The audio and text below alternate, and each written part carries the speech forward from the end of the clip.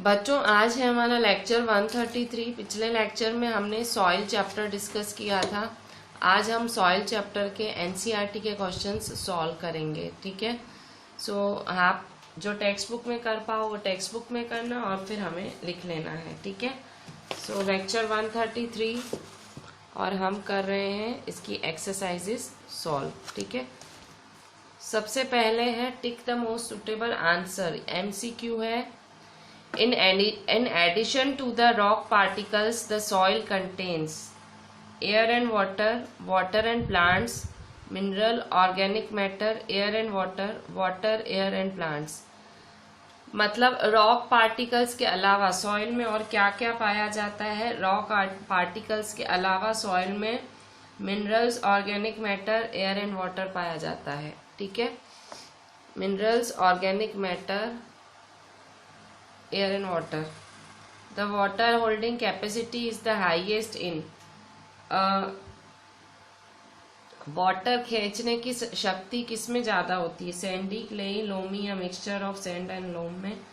सो clayey soil में पानी सोखने की शक्ति ज्यादा होती है।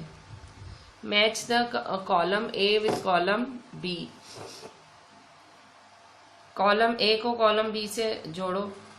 A home for living organism। Living organisms कहाँ रहते हैं? मिट्टी में।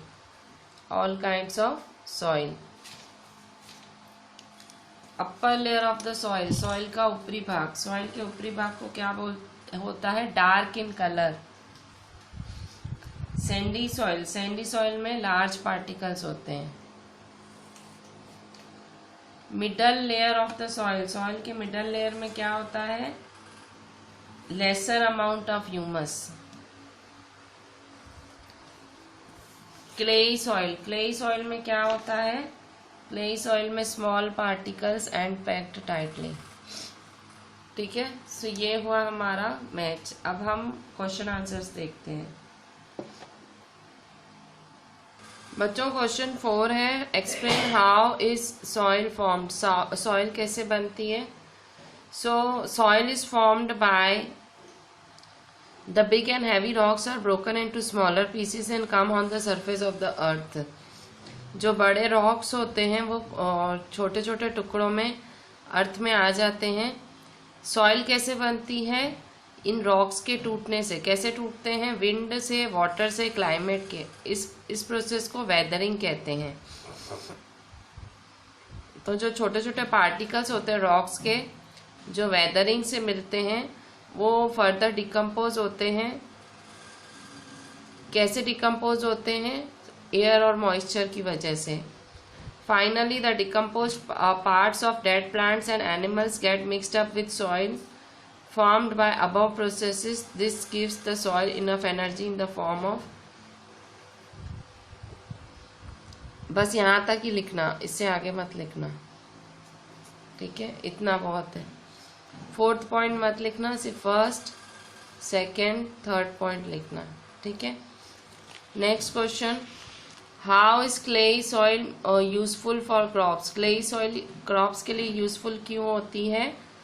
क्योंकि clayey soil has good water retaining capacity. Clayey soil पानी ज्यादा से ज्यादा होल्ड करती है। ये ह्यूमस में रिच है और फर्टाइल है। ठीक है, इसीलिए ये कौन कौन से क्रॉप्स उगाने में मदद करती है? वीट और राइस।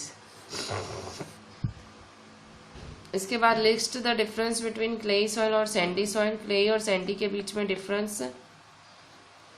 सो क्लेई सॉइल और Sandy soil, proportion of fine particles is more than big particles. जो झीणे झीणे पार्टिकल्स होते हैं वो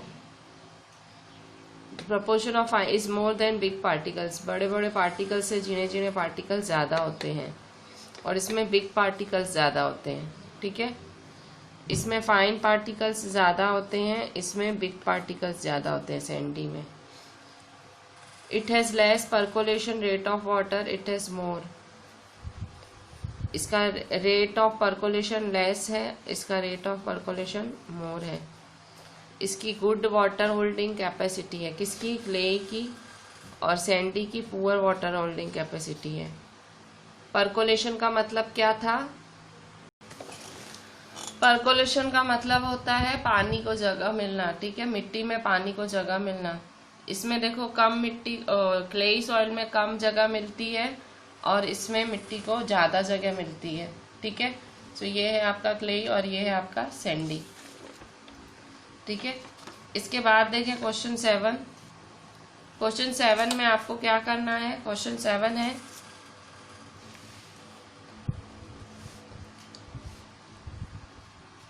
sketch the cross section of soil and label the various layers, ठीक है। सॉइल का क्रॉस सेक्शन स्केच करो और बहुत सारे लेयर्स दिखाओ।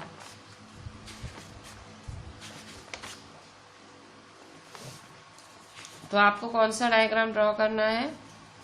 ये लेयर्स ऑफ सॉइल वाला फिगर 9.2, ठीक है, पेज 97 पे।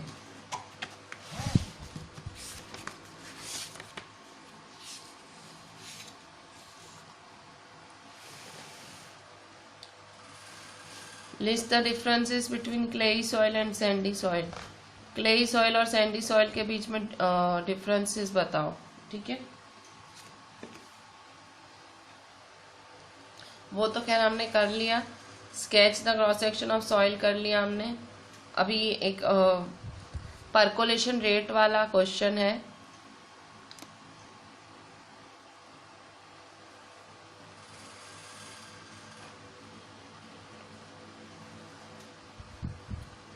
Razia conducted an experiment. Razia ने एक एक्सपेरिमेंट कंडक्ट किया था फील्ड में। Rate of percolation, she observe that it took 40 minutes. 40 minutes लगे 200 ml ऑफ वाटर को to percolate through the soil sample. Percolate मतलब पानी को मिट्टी में अंदर जाने के लिए इतने मिनट्स लगे। Calculate the rate of percolation. So rate of percolation का फॉर्मूला हमने आगे सीखा था, बस वही लगा देना है। सो रेट ऑफ परकोलेशन का फॉर्मूला ये था, amount of water upon percolation time, ठीक है। रेट ऑफ परकोलेशन का amount of water upon percolation time, ठीक है। 200 अपॉन 40, ठीक है, ये वाला है।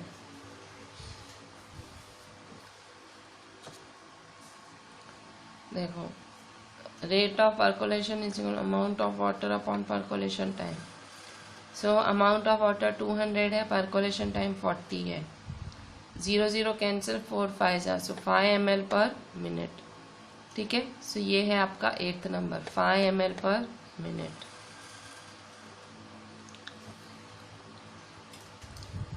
सिंपल कट शॉर्ट करना है, इसमें कुछ भी नहीं है। रेट ऑफ परकोलेशन का फॉर्मूला क्या होता है? Rate of percolation is equal to percolation upon time taken. Percolation 200 है, टाइम टेकन 40 है। 0 0 कैंसिल, 4 1 जा, 4 5 जा, सो 5 मिलीलीटर पर मिनट। 9th देखो, explain how soil pollution and soil erosion could be prevented. Soil pollution और सॉइल इरोजन कैसे prevent कर सकते हैं?